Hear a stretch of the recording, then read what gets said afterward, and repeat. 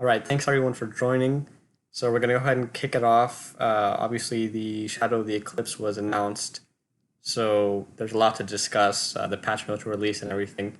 So the hot topic right now is the Elder levels and the crown removal. So I just kind of want to get that out of the way before we move into the meat of the patch notes. So does anyone have something they want to say regarding that topic? I think it's been overblown. I don't think that the issue should be as big as what it's become. I think it's one of those issues that for some of the veteran players is a big, huge deal. I'm in a village that has about like six, maxed out players, and many of them are no longer active exactly for this issue. And so we kind of only see them during events. And I was this all this elder stuff. I'm not familiar with it. I'm not there yet at the game, but they have more than once complain about the fact that there's really no incentive for them to continue to play if they're maxed out. But I don't think offering a limited number of crowns is going to bring them. I mean, if they went inactive because, they didn't have anything to do, eliminating the small amount of crowns that were being given, I don't think would bring, I mean, that's not going to bring them back. It's not going to make them go away. I think most of our maxed out players are still playing because they enjoy the community, they enjoy helping other players and that kind of thing. Yeah, that's excellent. That's an excellent point. And I honestly don't understand what the big deal is because I don't have any context. But I just wanted to share that since unfortunately none of the people that feel that way are online right. For those who are at max level and do routinely try to upgrade their elder levels, do you feel that the crown removal is like a big hit and it sort of takes away the incentive, or not really? And you can also type in the chat if you want to read it here.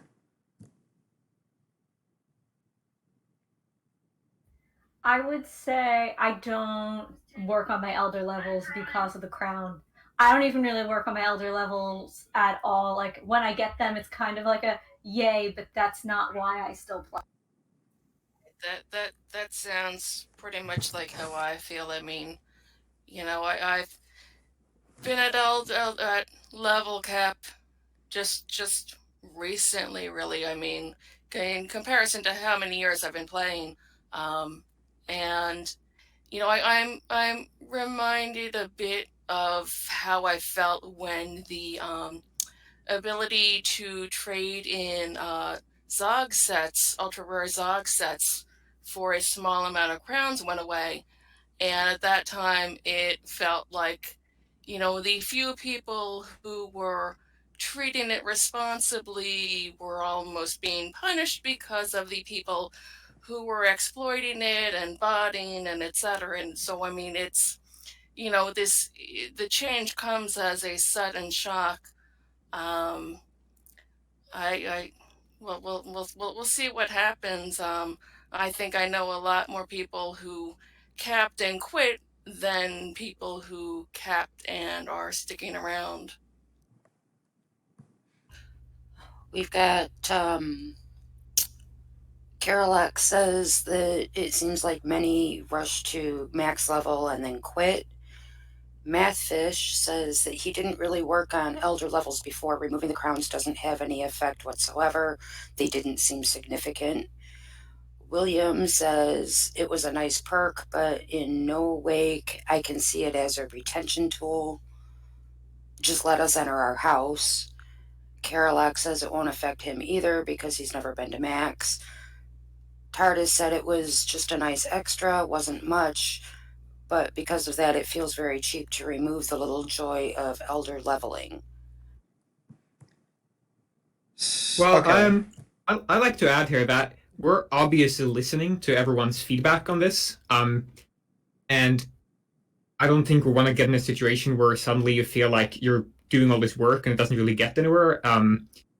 But any issues that people have with this, we do read them and we do listen through them, and we're obviously going to talk this through. I don't think we're going to put crown rewards specifically back. Don't take my word for it. It may or may not be a thing. However, I could easily see us adding more little things that make elder levels feel more rewarding, right? So even if it's not actually crowns, there are a lot of things we can add into the game that, just as Tardis pointed out in the chat, add little extra bits of joy to the leveling process, right? But I don't want to delve too deep into this personally because I'm not the one who's the most intimately involved in the design of this. Nonetheless, obviously we are listening to everyone's thoughts and we want to figure out a good way to make everyone feel like when they do reach new elder levels, it's something that feels exciting and interesting, regardless if that excitement comes from crowns or anything else. Something else I'd like to say is, a lot of people keep saying that if it's not very many crowns, then why are they taking it away? And it's a very limited point of view. Each player is only getting, I'm going to average it out and say maybe 20, 25 crowns. And that's not you can't do very much with that. But when you multiply that with how many elder levels are out there, for the company, it's a lot of crowns. Yeah, I think that's fairly accurate, and I think there are a lot of ways to have interesting rewards that aren't specifically crowns. The thing about crowns is the crowns serve a very specific purpose, right? Crowns are intended to be specifically the aspect of the game that is not free to play. And I don't think it's not that there is necessarily anything inherently wrong with giving out crowns now and then for various things, and we still have things like Fan Friday, so obviously we do that sometimes, but if it is necessary that you receive crowns as a free player to enjoy the game, then there is something wrong with the design process, and then we need to look at that and figure out the way to not make that be the case. But the solution to that isn't just give away some free crowns. The solution to that is, well, okay, let's have a game that is always engaging and interesting to play, regardless of whether you have crowns or not. But let's still make crowns something that if you do choose to spend money on it, you feel like that is worth it. And I think those things run a lot deeper than just, are we giving out a little bit of extra crowns or not from elder leveling? And it's more of a fundamental design question where we want to make sure that as a free-to-play game, it's always engaging if you don't spend money, but at the same time, there has to be a section of the game that isn't free, otherwise it wouldn't be free-to-play, right? It would just be a freeware game, and that doesn't work in the context of an MMO.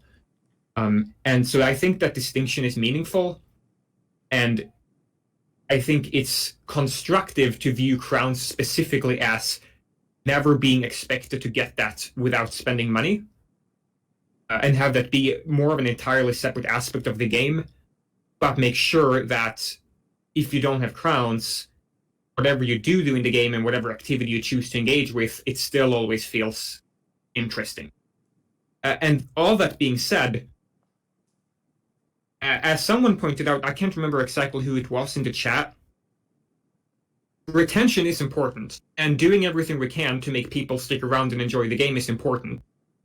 But that being said, we never want to be in a situation where we feel like we're just forcing people to stick around for the sake of it. If you have spent years in the game and you feel like you've gotten everything you want out of the game, that's perfectly reasonable. There's nothing wrong with that. But at the same time, obviously, we want to do everything we can to make everyone feel like they still have things to do and they have reasons to stick around and interact with the community they love and so on and so forth. But if all we do are adding little incentives to stick around where you otherwise wouldn't want to, then I think that's not really solving anything, in my opinion. Yeah, that was very well said, Ivar. And I've definitely noticed that this change is more of an ongoing thing rather than just set in stone. I've noticed a lot of back and forth on the forums, so it's good to see that input as well. Some alternatives that I've seen mentioned are like Derek coins, or some that even you mentioned, some unique badges or special mounts or something. What do Yeah, you I all think think for alternatives for this for these types of rewards that would incentivize you to continue progressing your elder levels? Cosmetic stuff is okay by me. I mean, the red Derek coins, that would be fine. You know, it doesn't matter so much exactly what it is. It's that if you want it to feel exciting when you earn another elder level. You know, you want to, maybe there's a mixture of rewards in there, but you want there to be something that's of interest to each player, you know, every time that they earn an elder level. and it's true. I will concede that the advantage of crowns in that case was that when you get crowns, it's generally exciting to you no matter what because you can choose what to spend it on. So no matter what, there's something that probably will entice you. And I think it would be perfectly possible to find something else that also fills that role, where you don't necessarily get always a specific kind of reward that always like no one is gonna like everything. So it does make sense to have something that either is tied to choice in the same way that crowns are, or if it's just that the rewards are varied enough from threshold to threshold that there is at least something every now and then that you know you will find exciting. But we'll see. It's definitely a good point though that you do want to feel like you have really made progress and there is something that excites you and that there is something that excites you individually, since some people obviously don't care about cosmetics and some people mostly care about cosmetics because they value that social expression aspect more than anything else. So, Yeah, obviously, sorry, go ahead. you want to find something that everyone finds exciting, which means that it can't just be one single thing because, by definition, not everyone will find that interesting. So Right. yeah, it's interesting. One thought that could go in line with that is just to have like a different type of reward.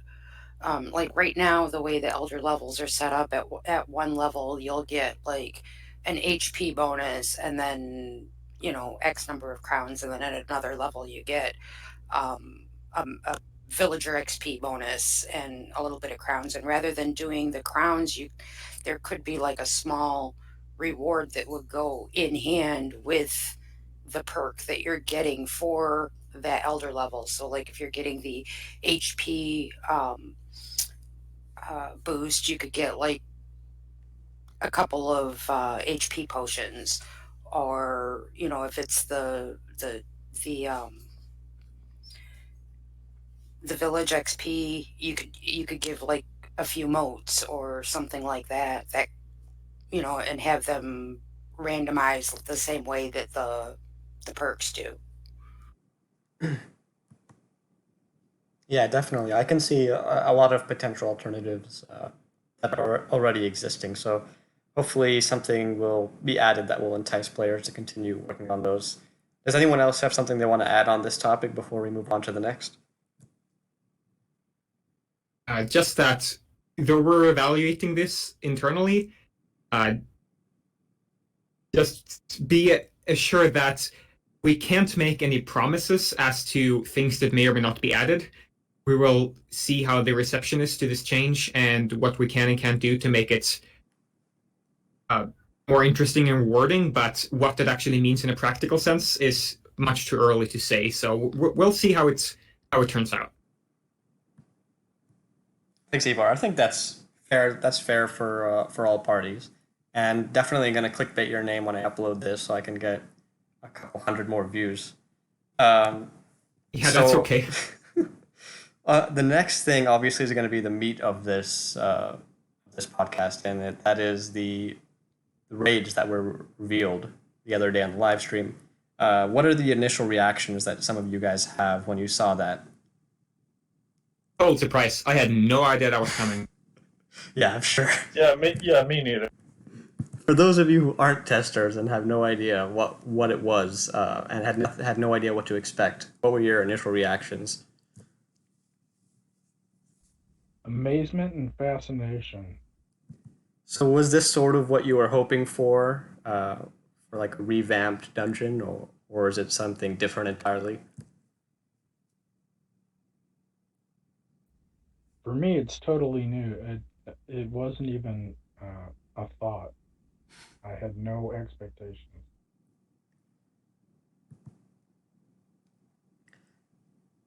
Okay, and so for the rest of you all, how do you think that these compare with the dungeons that we currently have on live? Better, worse, similar?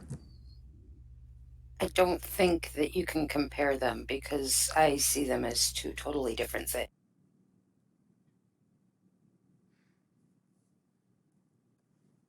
Okay, can you elaborate a bit more on that?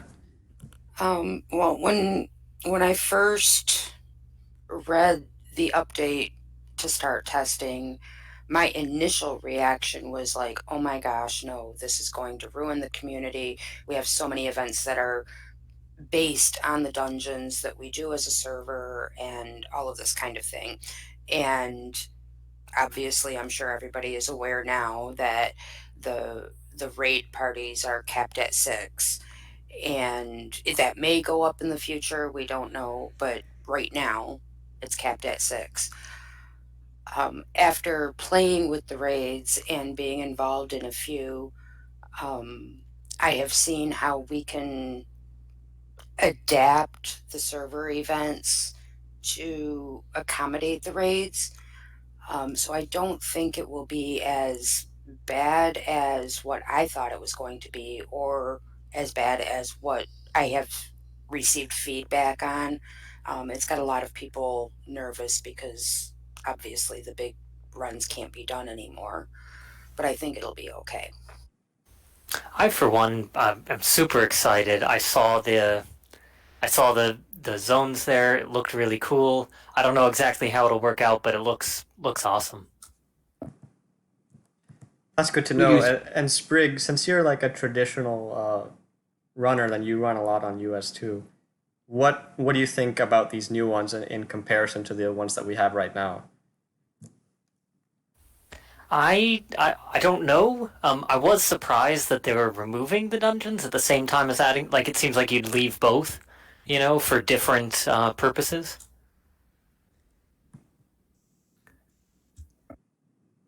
Yeah, I kind of felt the same way as well initially. But I think Damon mentioned during the live stream that they were considering eventually maybe adding the old ones into the new format. So hopefully we'll see that. That is more or less the plan. Yeah, they obviously wouldn't be identical, but they would be interpretations of them within the new system. And we do specifically plan to increase the party cap. For clarification, that is a specific planned feature. So those two things alongside will go a long way, I think, to That makes me so happy. So happy. Yeah, You same don't here. even know. The Benedicta fight is still my all-time favorite, so I can't wait to see that eventually sometime. And so obviously I can't talk a lot about anything that goes on in test, but since I was actually on the live stream on Tester 2, I guess I can just talk about what went on there. So since I run a lot on live, my initial reaction when I saw the new raids was I was a bit concerned, but after spending some time, I definitely like the new ones a lot better. So I think for those of you who still have some reservations, it'll take some time, but you'll eventually see that the new ones have a lot more potential for growth. Because even as Damon said, it's because of the instancing, you can do a lot more within them. You can create really unique objectives and stuff like that rather than just killing XYZ. You can have some very cool sequences within the actual raids. So that's something to look forward to. And there's definitely a lot of room for creativity in there and awesome boss fights and stuff.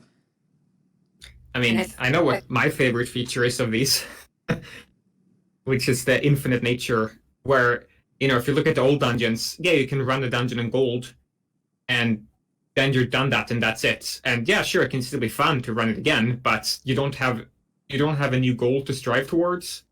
Whereas in this system, you will always be able to try to take on a higher difficult level, which means that you will, no matter what, like literally no matter what, you will always have yet another thing to try to accomplish. And since they stretch on indefinitely, there is essentially infinite content in that sense, that you can always try to figure out new strategies or new builds to try to beat these at a higher level, which to me personally is it fills a gap that has previously been there in the game, where we have a lot of content, especially to someone just coming into the game, but we don't have repeatable content in the sense that, like, sooner or later, you repeat the same activity as opposed to trying to achieve something totally, like, a new goal, whereas here, you will always have a new goal to try to strive towards. I also think it'll be easier for developers to get things balanced out with when you have a group of 30 or 50 people go into a zone and try to knock that out. It's hard to make it difficult and challenging for that group and still make it feasible for a group of 5 or 6. So I think that this new system will give the developers a lot more leeway in what they can do. Yeah, I'm definitely interested in that infinite nature as well, especially when comparing servers.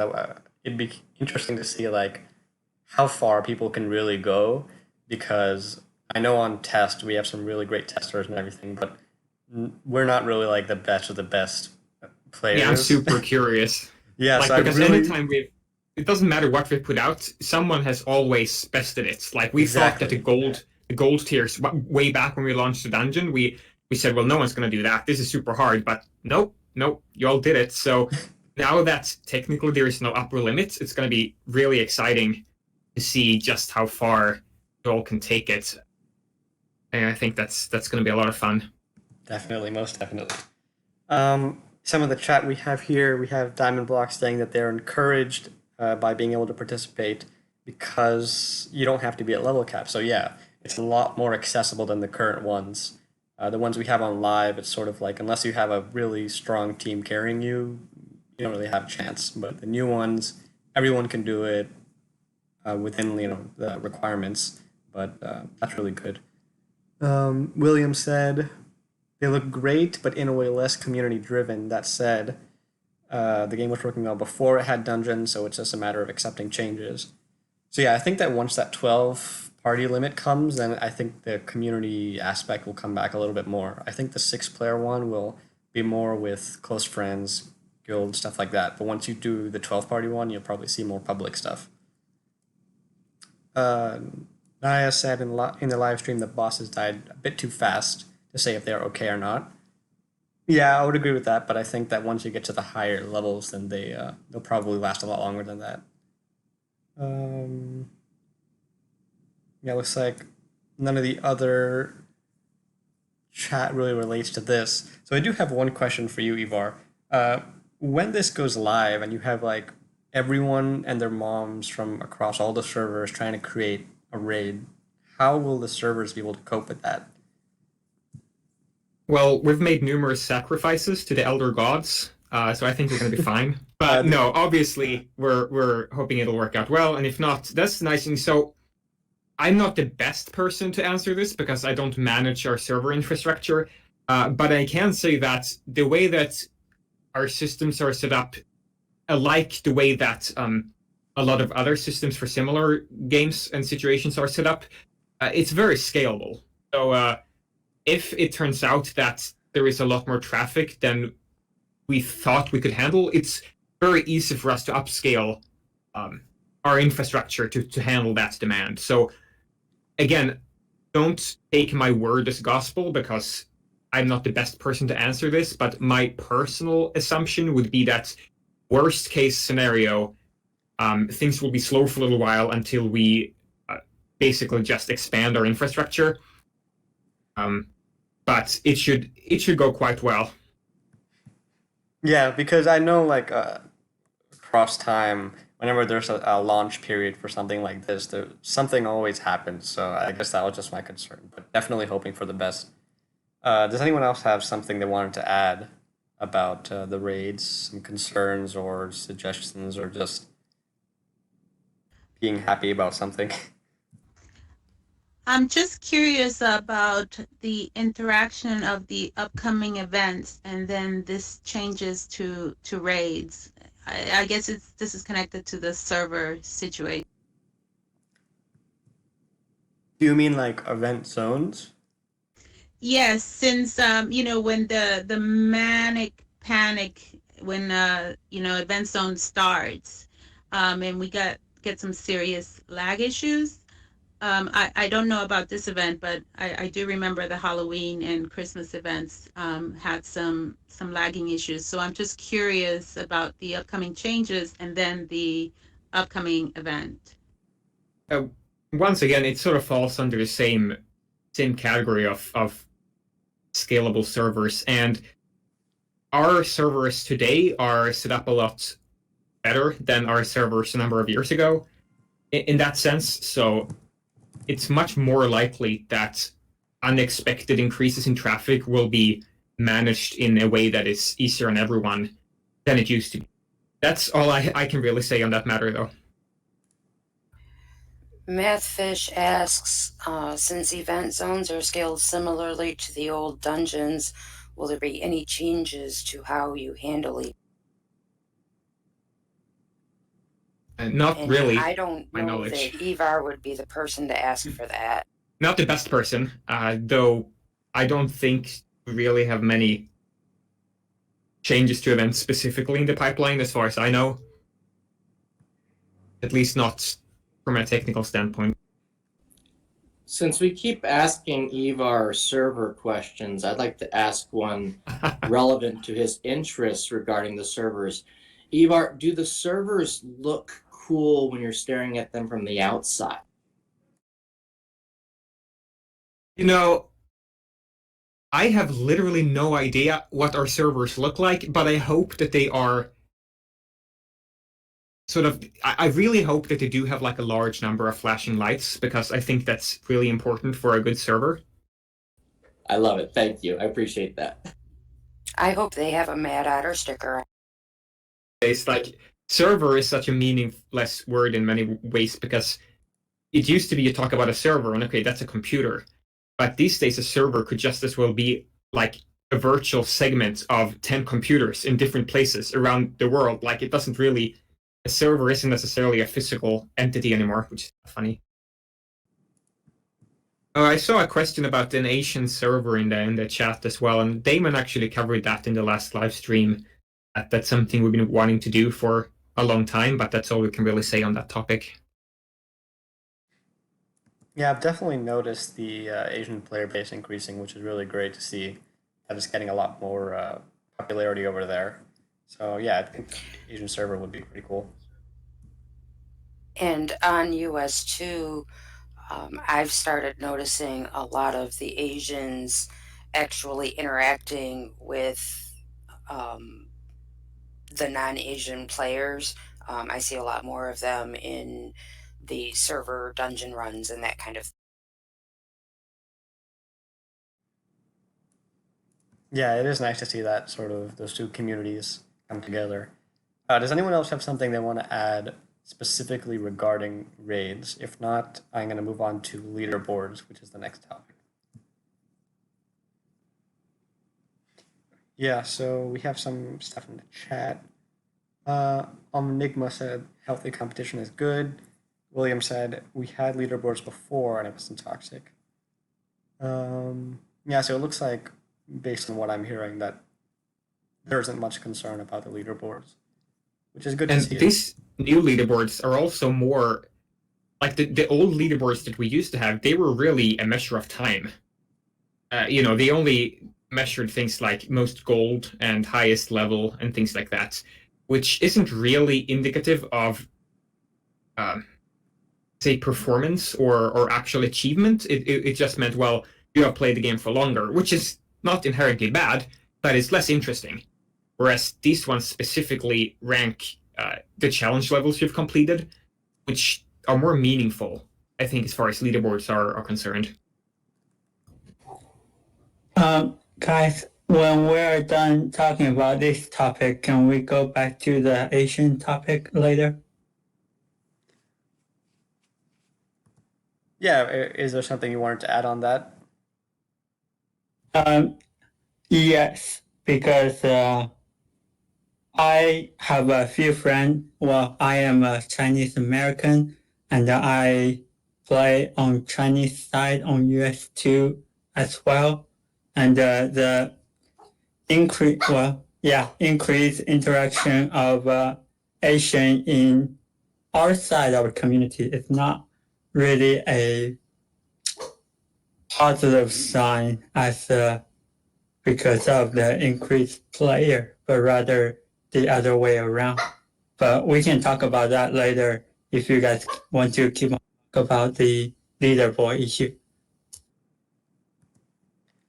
Well, yeah, we can go anyway, really. This is more like an open discussion, so I like to let it flow whichever way. So you can continue if you want to elaborate on that, or if someone has something else they want to talk about with the leaderboard, then go ahead. Okay, so the thing is, the Chinese community in US2 server, it's really just ghost town now.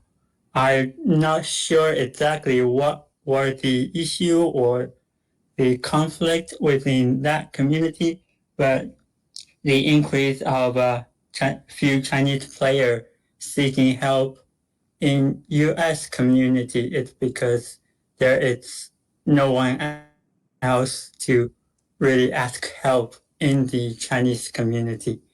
And there were bunch of long-term players in there before, and for some reason they have left the game, and now the new players are seeking elsewhere for gears and tips and other help stuff.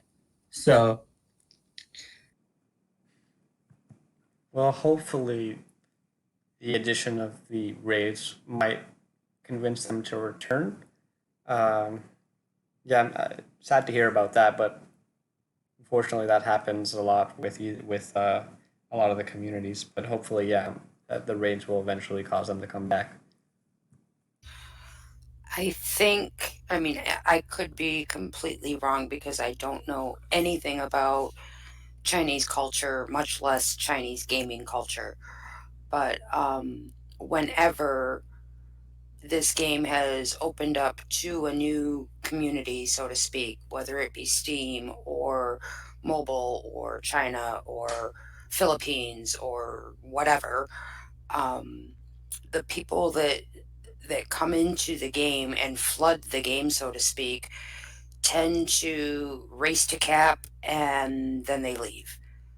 It's like they've done everything that they feel they can do and they're just gone after that.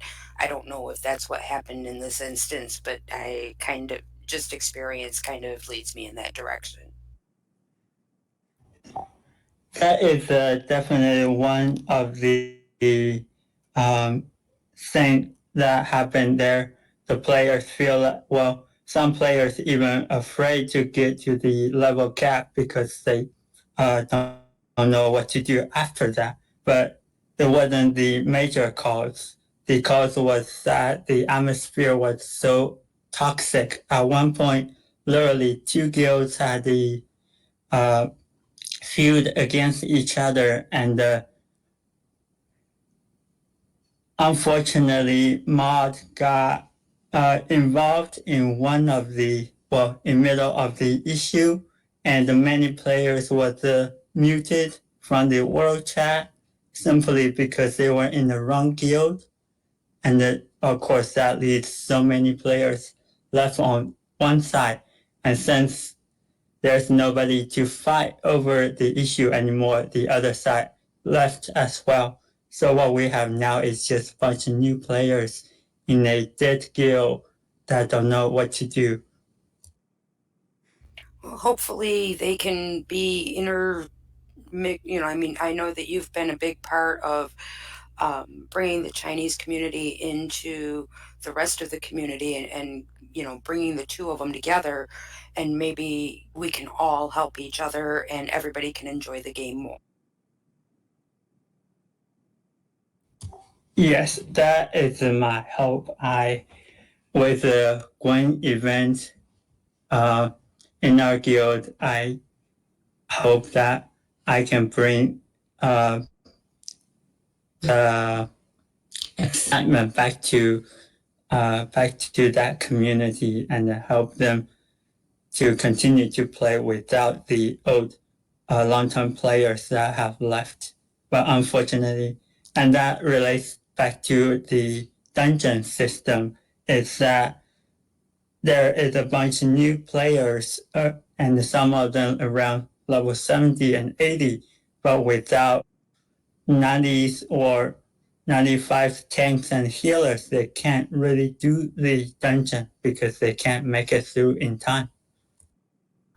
The new system will help that immensely. That we're getting an update on Monday with the new raid system, and that will be everybody will be able to complete.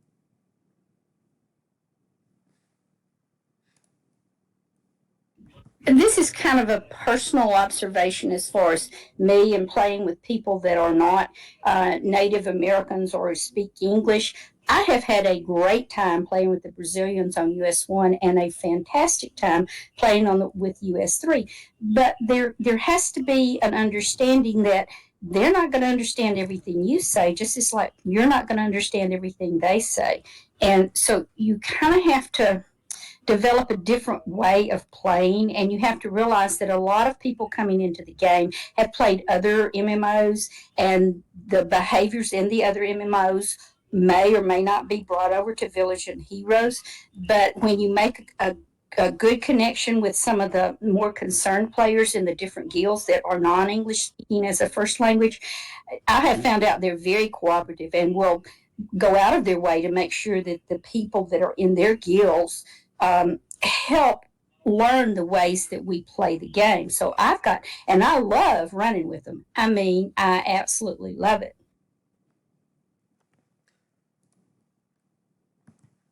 Yeah, absolutely. I agree with that. And my hope is that once we get the larger instances, we will begin to see some more of that again. Because right now, the current dungeons on live are public, so sort of everyone can kind of group up together. The upcoming ones are instant, so we'll probably see more private runs until the 12 player one arrives. Does anyone else have something that they want to add on anything related to the upcoming update or expansion? Anything related at all? Yes, actually. So one of the issue with the current dungeon is that if you have a bunch of low level players come up with a 195 tank, that won't work, even though the dungeon is supposed to be scaled to level. So I wonder how will that be addressed in the new raid system. Let's say you have a 95 tank and then two other teammates in 45. How will that be addressed in the raid system?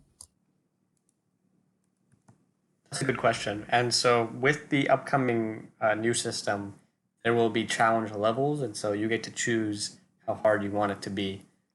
So you could either decrease level so it's easy and accessible for everyone who's in the group, or you could increase it if you really want to challenge everyone. So those are sort of the options that you have, but I don't think the scaling itself was changed. I think I it's more do of the know fact. that at one point when I was testing the raids, I did end up in a raid with 2 or 3 other people. My character was level 95 and their characters were like level 50, and we did okay.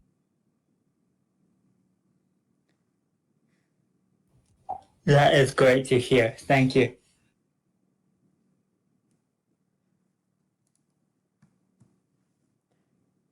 Does anyone else have some related questions on that? Oh, we got some in the chat. So will the leaderboard get expanded, like how much damage dealt, healing done, so that non-DPS and damage classes could get their names out? I hope so. I don't know anything about that. Yeah, I do hope that we'll see some other categories in there. Some people have recommended like a filter on the forum for like different classes as well, which would be cool. Well, the thing about the leaderboard specifically is that they don't take into account anything except, have you completed a dungeon? So that if you're in a team of 3 and your healing contributes to your success, you will get on the leaderboard all the same as the other members of your party, because everyone in the party gets on the leaderboard. So I don't think that's really the way the leaderboards are set up, they don't really discriminate against players who don't focus on directly dealing damage, because all that they really count is whether you completed the raid or not. So if you contribute in any way, that will be reflected on the leaderboards. I don't think they're not the same as, say, the stats you can view during combat, where you can see, whoever dealt most damage and so on. Like, that doesn't really relate to the leaderboard setup at this point. They really only say what's the highest challenge level you completed, either alone or as a team, and how many times have you done that. And so if you help out with that in any way, you will receive appropriate reflection of that. Yeah, when I did a 6-person team to do the raid, all 6 of us were on the leaderboard after we completed. Which I think is great, because it basically means that if you're a team and you contribute and you do something that might not have to do with damage, just in general, maybe you don't even do that much in terms of gameplay. Maybe you're just a fantastic coordinator and you can lead your party of 3 or 6. If you're really good at, say, thinking out strategies that are going to work really well at higher challenge levels, but you don't actually do that much in the raid, that will still be reflected in the leaderboards, because that means that you succeeded and you will end up on the leaderboard. So even those kind of more abstract ways to help out will still make a difference. And I think that's a lot better than other things we've had in the past. Yeah, I agree with Ivar on that aspect, because I don't want to see somebody's number of DPS or number of heals and have a bunch of people that just focus on that and nothing else, or have a bunch of people selecting players for the teammate and ignore the rest. I think that will contribute to the toxicity that it might bring. Instead, we have a little bit more ambiguous leaderboard. That way, people can find friends or find people that they like to play with, rather than focusing on who has the most DPS or who will give us better chance of beating the best time, etc. Now, we could still do things like having class-specific solo leaderboards in particular. Like, that might make sense, but that is certainly for the future, even though I do agree that was pointed out in the past. And I think that might be a good idea, because some classes are just inherently more or less like they have an easier or harder time. No matter how we balance them, that will always be the case to some degree. So being able to have separate leaderboards solo per class might make sense. So some things like that. But overall, I do think that their current implementation will work a lot better than past things. Yeah, I agree. But yeah, and thanks for clarifying on that. It would be cool if one row could contain like every person who is on the team, if you know what I mean. So if there are like 6 people on the team, then the row would show all 6 players who are on that team, rather than on separate rows. But that's just a nitpick kind of thing. We have a comment go ahead. by Faisal that says, if players hit top 100 with completing 20 stages, that's what makes me nervous. Will they be able to help out with completing the 20 stages minimum for the rewards to have to do this. Okay, so I think what he means by that is if you want to get all of the rewards, then you have to do 20 stages minimum. So will the top players sort of help out with that? I guess that remains to be seen, but I would imagine so. I would imagine the people who are in the top 100 kind of just want to do raids for fun. And so And eventually, I think they'll just run with anyone. For clarification here, these kind of things are why we're launching in a beta. Like balancing things like, how many stages you need to complete to get the rewards and how hard they are. Like those kind of things are things that we will change and improve. And that is a large reason why we're branding this as a beta, because it won't necessarily be the best it can be right away. We will want to improve and iterate on that as we see how the player base at large experiences it. So we'll keep a very close eye on that sort of thing and make sure that ultimately this is balanced out really well. And as far as the rewards go, they're also not a all or nothing thing, right? They're a spectrum. So there are enough rewards that if you don't feel like you want to complete, challenge level 20 on every single dungeon, well, that's okay. You might not get the platinum reward, but you're still going to get a large chunk of rewards for doing other things. So that's why there are more than one reward as well. Like everyone doesn't have to get all the rewards or will get all the rewards because, that's just inherently how it works. But everyone should be able to feel like they can get at least something based on the amount of time they want to put into the feature. So kind of like an event zone. Yeah, exactly. Actually, that would be a very good comparison. Yeah, I was going to say the same thing. It's pretty reminiscent of that. We have another comment here. Based on the last point of changes to 95 Elder quote, okay? If the timer on the effect expires, then the character will get the lowest level reward when the quest is completed. The quest can also be done as many times as the character wishes and keeps the same functionality as the original quests. They can be reset, cancelled, etc. Question, does that mean players can keep getting the level 95 Elder rewards by repeating it constantly within the day? Based on what the text says, it seems like it, but I can't confirm that. I guess the best answer for that would be that information has not yet been released. Correct. Oh, here's another question. How long will each season last? I think it was mentioned around 2 to 3 months. Yep, that's about right. Yeah, I think that's a good amount of time as well. It gives everyone ample time to do what they want to do.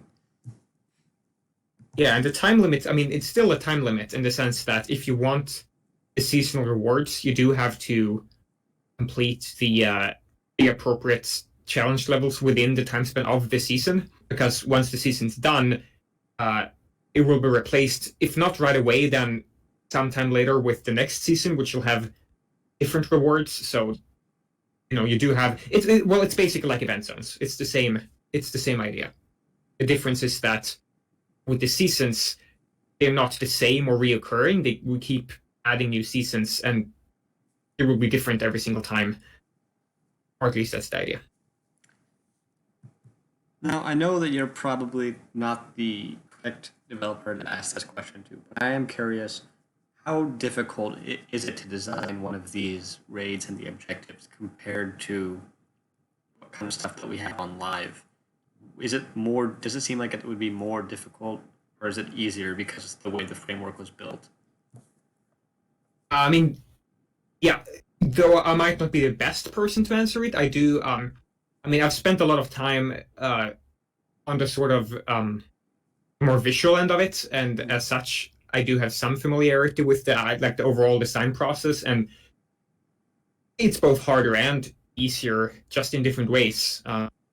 Because the framework itself and the way the rates are structured does aid a little bit, because we know that, we're always want to give players a specific goal to work towards, and some things are easier when you have that in mind. You know that there's always going to be a specific objective or a couple of branching objectives, and they're going to supplement it, or they're going to come after one each other, and there's going to be a boss at the end, like that sort of thing. Like that does help with the design process, in my opinion, even though again I'm not the main person responsible for the overall design.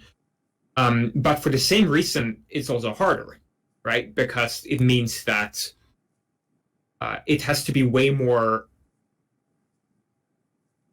like super finely tuned to feel just right, because a lot of the other aspects of the game would say like regular questing, that sort of gameplay part of it is really only a small piece of the puzzle, because with things like quests, we also have the way the storyline is presented and the characters you talk to, and the way it all fits together in the scope of the world. So the actual moment-to-moment gameplay design, it's not that it's insignificant, but it can be more of a supplement to the rest as opposed to being the only thing that has to exist.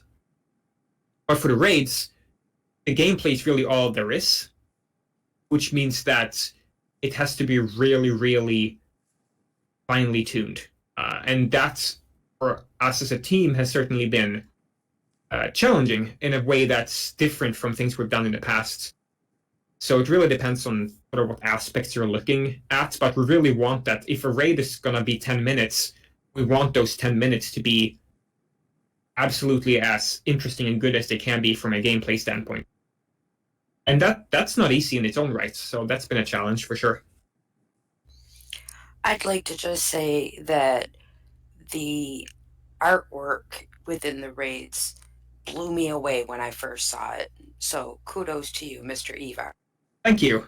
It was actually a lot of fun with the like generally speaking, with large scale games like this that have been around for a long time, a lot of the visual work is basically just repurposing things that we already have in new and interesting ways. So that's been an interesting challenge to make things look unique and different, but really not really doing that much all new art, but mainly just changing around what we already have to look interesting in a new sort of way. So that's been a fun process, and I'm glad that so far the reception to the overall visuals have been positive. That said, there are a number of things that we have planned for post-launch updates to these areas, visually speaking, that will make them even more interesting looking.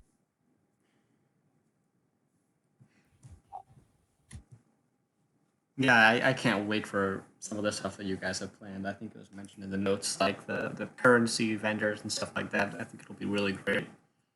Does anyone else have something that they want to see for the future? Any last sort of feedback or questions or concerns? Because we'll be wrapping up soon. So if you have something you want to ask, now's the time. Yeah, I think with the seasonal raids, it will give you a bunch flexibility in adjusting to what the players are interested, rather than having two set dungeons that just been run over and over and over. So it will be really, really cool. A change up to play with.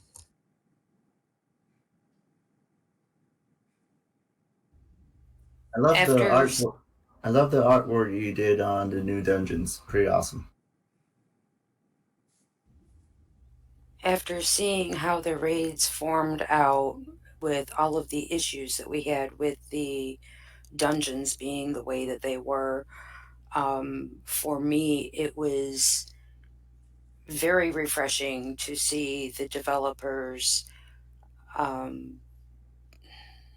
truly listening to the community and to see all of the feedback and everything put into the raids was very, it just made me feel like part of the game again.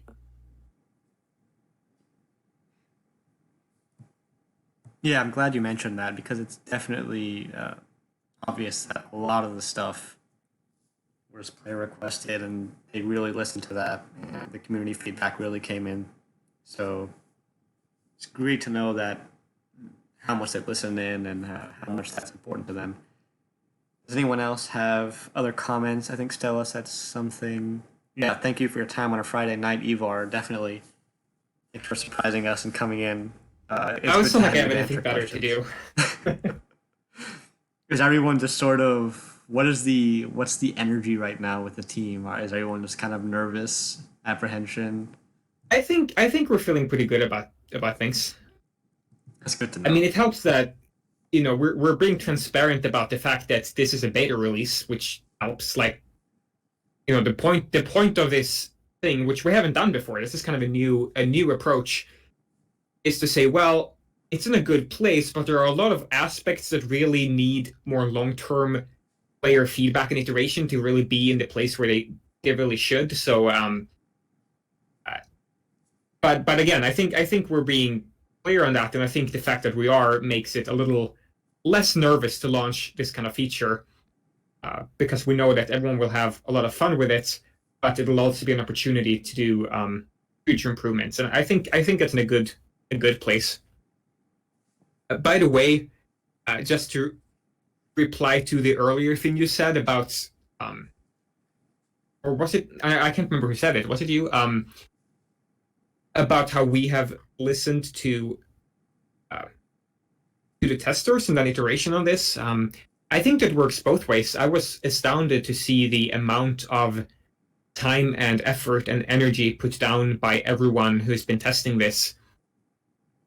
I mean, it's not that it never happens that testing gets made, but this time I feel it's been particularly energetic and comprehensive. Every single time we have released an update here, there's been a ton of feedback and comments and opinion, and it's really helped iterating on it. So my thanks go out to all of the testers who have also been doing a fantastic job, and really astounded me by the dedication. I think a lot of that comes back to the testers feel like they're being heard. Yeah, I hope so. Yeah, definitely. And I know I have a core group of friends who I sort of tested this with, and I think at a certain point they enjoyed the raid so much that they kind of wanted to do that, not only for testing but also for fun, compared to the ones on live, which was pretty funny. All right, let me see if there's any last second comments. If a raid leader decides to be a jerk, can we vote for a new one? I don't think you can vote for a new one, but I think you can just leave and make a new one with a different leader, so you don't have to worry about that. I'll open the floor one final time to last second questions or comments. I think we have one in the chat. Go ahead and ask your 95 question. While we're waiting, I just want to thank Cave for setting all this up again. Yeah, you're welcome. And thankfully, I didn't have audio issues this time. That was my main concern. Last time it was just terrible. Like, I was panicking. No one knew what I was panicking like while it was recording, because the audio just kept on cutting out and I was losing big chunks of conversation. But luckily, nothing happened this time. All right, let's see. Here's the question: is the 15-min timer for gold for the entire run? It looks like the chat already answered that. So yeah, just for one folder, it looks like. Anything else? Final chance to say something. If you really want to say something, now's your chance.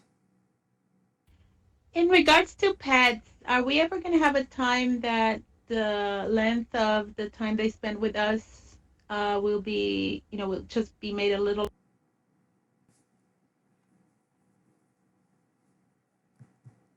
Oh, increase the pet length and duration.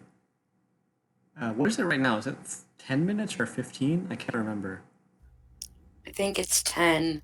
And I think part of the issues that they were running into with pets was that they were causing lag, which is why there is a timer. I could be wrong on that. That's about right. Lag, frame rate issues, things like that. In the way that the pets are currently implemented, I think it's probably unlikely that the timer would be extended. However, that's not to say that at some point in the future there is a possibility of overhauling pets on a more fundamental level. Because I know that there are a lot of pet-related things that have been requested throughout the years. Things like not keeping pets as items in your inventory, but having more of a beast cherry menagerie, whatever you would call it, like a menu where you actually have your pets around and you could put them in slots that are specific to pets and swoop them out and things like that. I mean, that's been a common request, as well as letting pets do more and give you various buffs or you know perform various actions in the game. And even though that's not a priority right now, it's certainly possible that at some point in the future it becomes something we'll look into. And if that's the case, that would probably come with improvements to how long pets would be around. And I would presume that if we ever did do a large redesign of pets, they would probably be around indefinitely. But don't take my word for it, or take my word for that we'll ever actually do changes to that. But it's a possibility, and it's something we want to do at some point. Thank you very much. Yeah, in the current state, I don't really see it changing, but I'm not the best person to answer that, so I could be wrong. Question: which pet took the most work to design and everything? They don't actually. Yeah, it's most of our pets are, as you know, basically no different from other, whether they're enemies or mounts in the game. They share the same models. They're usually just smaller. I think from an art standpoint, none of them are really all that time-consuming. And from a design standpoint, I would assume that the when we added ground pets in Black Thrush, or was it Earth and Sea? I can't remember. But when we did, that was a kind of a challenging addition because suddenly they had to move like the player does, and that was tricky. But it wasn't really a specific pet as much as the feature in general. We have to get a screaming goat pet into the game now. You know that. Yeah, we do. I know. And the fact that we still don't have an otter is I pretty know. ironic. It is, especially since we even have an otter costume. Okay, I think that's taken care of all the questions and everything, so I'm going to go ahead and wrap it up. Yeah, hoping for a really smooth landing on Monday. Hope everything goes well. Thanks for joining us, Ivar, and everyone else who came by and joined us in the chat with a voice. Appreciate that. I hope everyone has a good weekend. Night, everyone. I'm off. Thank you all for the chat. Thanks, you too.